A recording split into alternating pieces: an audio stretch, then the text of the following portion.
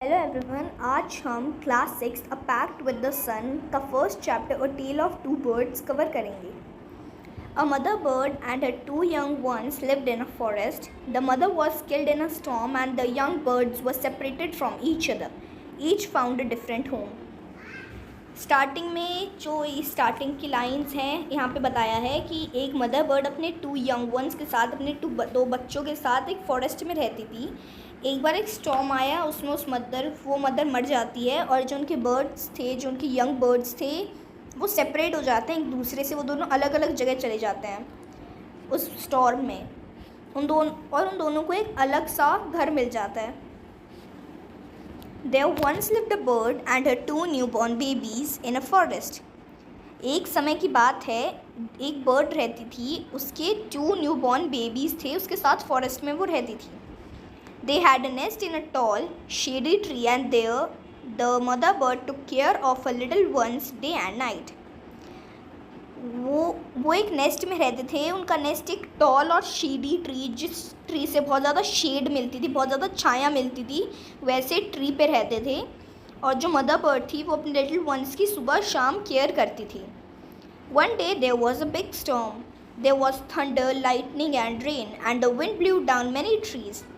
एक बार एक बहुत बड़ा तूफान आ जाता है, बहुत बड़ा स्टॉर्म आ जाता है। उसमें थंडर होती है, लाइटनिंग होती है और बहुत तेज़ बारिश होती है। और जो विंड थी वो बहुत सारे पेड़ों को गिरा देती है। The tall tree in which the birds lived also came down. जिस ट्री में वो बर्ड्स रहती थी वो भी नीचे आ जाता है। A big heavy branch hit the nest and killed the bird. उस पेड़ से या फिर किसी और पेड़ से एक बड़ी भारी ब्रांच थी पेड़ की, वो उस नेस्ट को हिट करती है और जो मदर बर्ड थी वो किल हो जाती है उस ब्रांच से। Fortunately for the baby birds, the strong wind blew them away to the other side of the forest. Fortunately मतलब luckily जो baby birds थे वो strong wind से अलग अलग साइड फॉरेस्ट के चले जाते हैं। One of them came down near a cave where a gang of robbers lived. उनमें से जो एक था वो एक केव के पास आ जाता है। उस केव में रॉबर्स रहते थे। रॉबर्स मतलब डाकू, लुटेरे। The other landed outside a ऋषि's आश्रम a little distance away. और जो दूसरा था वो एक ऋषि के आश्रम, एक साधु के आश्रम के आगे गिर जाता है। Days passed and the baby birds became big birds.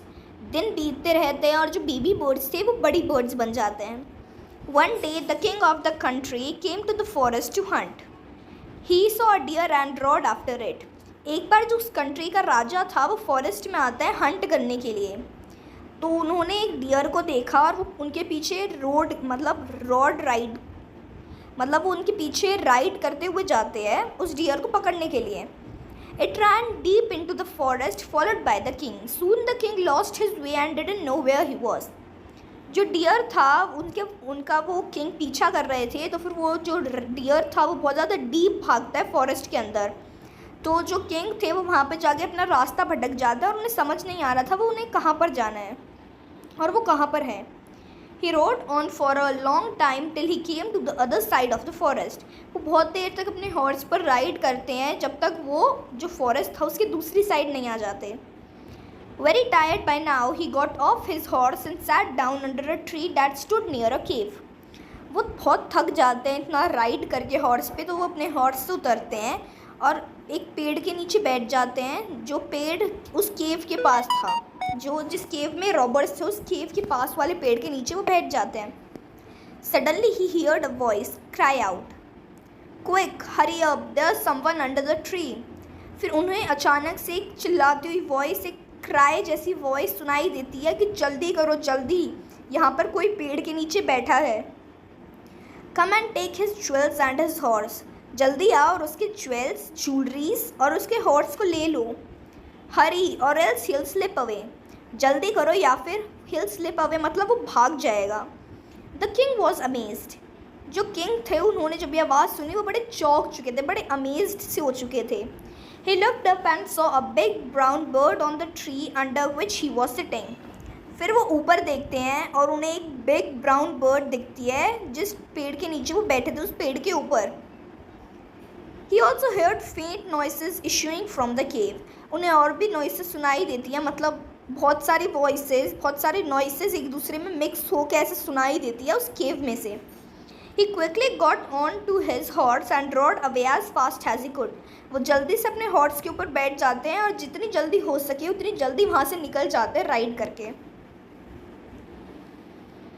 Soon he came to a clearing which looked like an ashram. वो जल्दी एक ऐसी जगह पे आते हैं जो बिल्कुल आश्रम की तरह दिख रही थी। It was the Rishi's ashram. वो एक ऋषि का आश्रम था जहाँ पे वो सेकंड बर्ड आई थी। The king tied his horse to a tree and sat down in its shade. जो किंग थे उन्होंने अपने हॉर्स को उस पेड़ से टाई कर दिया और उस पेड़ की शेड में वो बैठ गए। Suddenly he heard a gentle voice announce, "Welcome to the ashram, sir. Please go inside and rest." फिर उन्हें अचानक से एक जेंटल वॉइस सुनाई देती है, एक आराम सी वॉइस सुनाई देती है। वेलकम टू द आश्रम सर, आपका इस आश्रम में स्वागत है, वो बर्ड बोलती है। अंदर जाइए और थोड़ा रेस्ट कर लीजिए। The rishi will be back soon. जो ऋषि हैं वो जल्दी आ जाएंगे। There some cold water in the pot, please make yourself comfortable. वो कहते हैं कि उस एक पॉट के अंदर ठंडा पानी है, वो ले लीजिए और अपने आप को यहाँ पर कंफर्टेबल बनाइए। The king looked up and saw a big brown bird in the tree. जो किंग थे वो ऊपर देखते हैं और उन्हें फिर से एक और बिग ब्राउन बर्ड दिखती है उस ट्री पर। He was amazed. This one looks like the other bird outside the cave, he said to himself loudly. वो अमेज्ड हो चुके थे क्योंकि जो ये बर्ड थी वो भी उस सेम बर्ड की तरह दिखती थी जो उस केव के बाहर थी। वो अपने आप को कहते हैं ये बात चिल्ला के थोड़ा सा तेज़ लाउड वॉइस में। You are right, sir, answered the bird. He is my brother, but he has made friends with robbers. फिर वो बर्ड कहती है कि आप सही कह रहे हो सर, वो जो बर्ड थी वो मेरा भाई है, उसने अब रॉबर्स के साथ फ्रेंडशिप कर ली है। He now talks as they do. He doesn't talk to me anymore. Just then the rishi entered the ashram. फिर वो कहता है कि वो बिल्कुल उसी तरह बात करता है, मेरा भाई बिल्कुल उसी तरह बात करता है जैसे वो रॉबर्स करते हैं, और अब वो मुझसे भी बात नहीं करता है। जब वो ऐसे बोल रहा था और जस्ट उसी टाइम जो ऋषि थे वो आश्रम में एंटर करते हैं। Welcome sir, he said to the king, please come inside and make yourself at home. फिर वो ऋषि किंग को कहते हैं कि वेलकम सर, अंदर आइए और अपने आप को बिल्कुल घर की तरह कंफर्टेबल बना लीजिए। You look tired, rest for a while, then you can share my food. फिर वो कहते हैं कि आप थके हुए लग रहे हैं, थोड़ी देर रेस्ट करके आप मेरे साथ खाना शेयर कर लीजिए। The king told the rishi the story of the two birds and how each had behaved so differently though they looked so alike. फिर जो किंग थे वो ऋषि को कहते हैं कि इन दोनों बर्ड्स के बारे में कहते हैं कि जैसे वो बिल्कुल सेम दिखते हैं पर अलग अलग बिहेव करते हैं। The forest is full of surprises, he said. फिर वो कहते हैं कि जो फॉरेस्ट है वो बिल्कुल सरप्राइजेस से भरा हुआ है। The holy man smiled and said, After all, one is known by the company one keeps.